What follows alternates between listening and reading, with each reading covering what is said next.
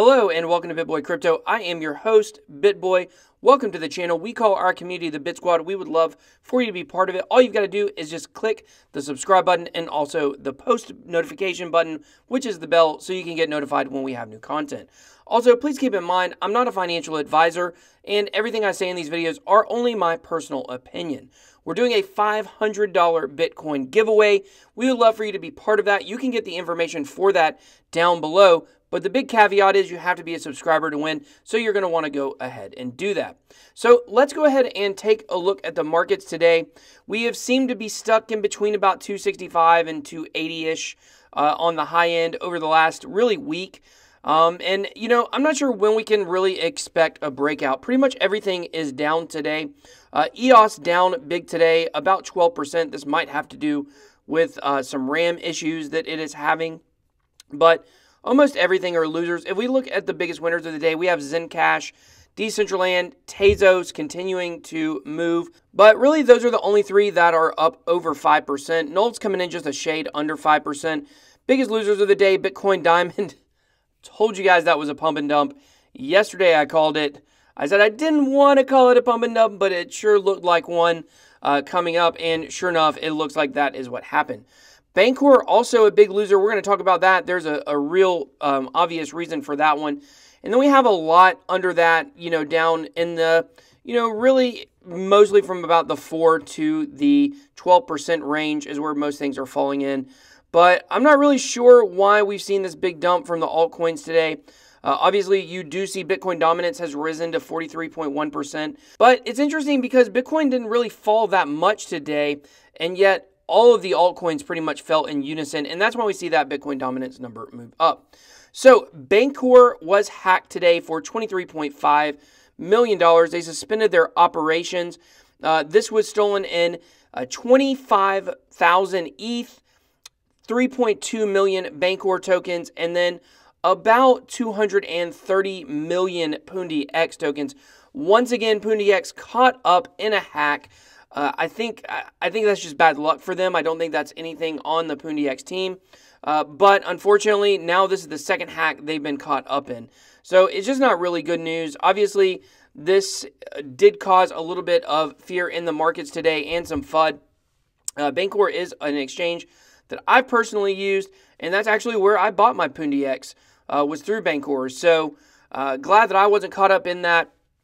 Actually, as I've told you guys, I've sold out of that for right now, waiting for a good entry point for it.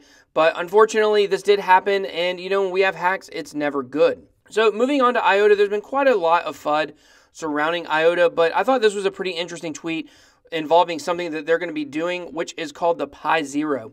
So the tweet says the IOTA Wi-Fi or Bluetooth switch. So basically, the purpose is to be able to turn your IOTA network on or off. It's called Pi Zero. It has its own wallet.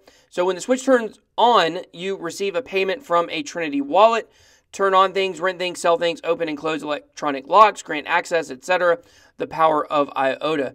So this is a cool idea, just a way, you know, we talked about this in our IOTA review, how it's basically what you need on demand instead of, you know, having to purchase big allotments of whether it's solar power or anything like that. You're able to receive your power on demand, and this switch may be a way you could do that. So it's really cool. I like this idea. It'll be interesting to watch this project unfold.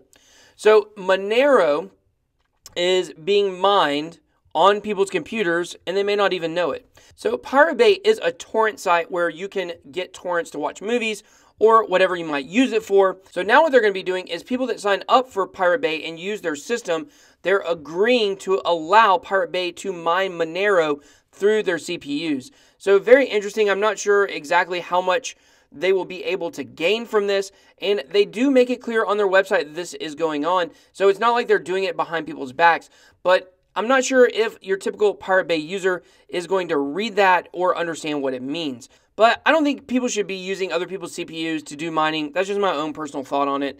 So, you know, I'm not too big on that story, but you know what? Teach their own. So Ethereum, we've been talking about the network and how it's been clogged up for so long.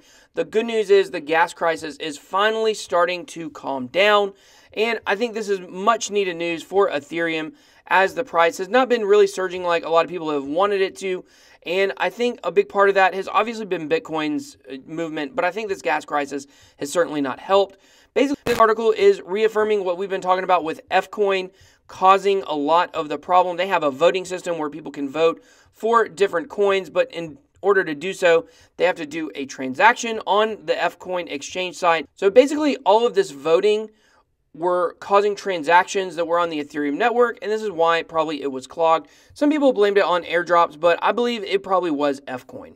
So PayFair, we've looked at PayFair before. So PayFair is very similar to local Bitcoins, except for you're able to remain anonymous. You don't have to do identity verification and things like that. I'm very bullish on this project. I think it is a good one.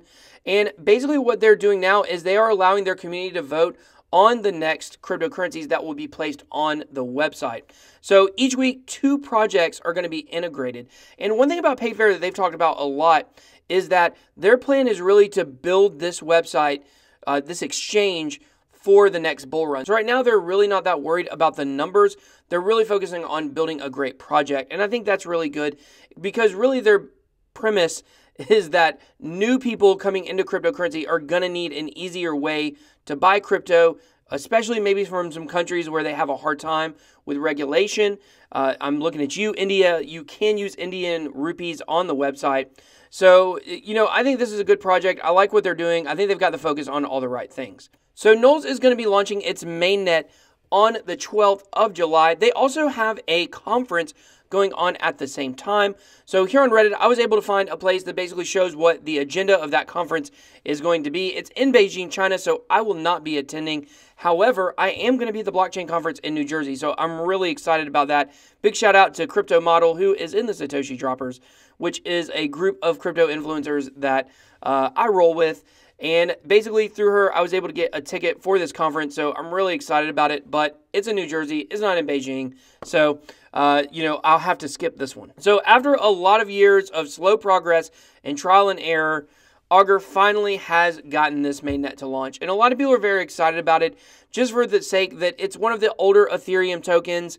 And to see it finally get some success, it's definitely really good. And I think if you're in this community, it's a day where you can feel good about this project. So the launch was highlighted by the Twitter account for Augur, and they basically just announced that the rep token, the token of the platform, has now been frozen and the migration is in process. So hopefully the mainnet launch will go very smooth. And, as we've seen with EOS, it really takes a little bit of time to see how it's actually functioning. It's not like it just launches like a light switch and then you're good to go. So hats off, Augur, to you if you're in that community. I know, like I said, it's a good day. So thanks for watching the channel. That's all the news we have for you today. Don't forget to become a member of the Bit Squad by subscribing to our channel. It gives you the chance to enter our $500 Bitcoin giveaway. Until next time, BitBoy out.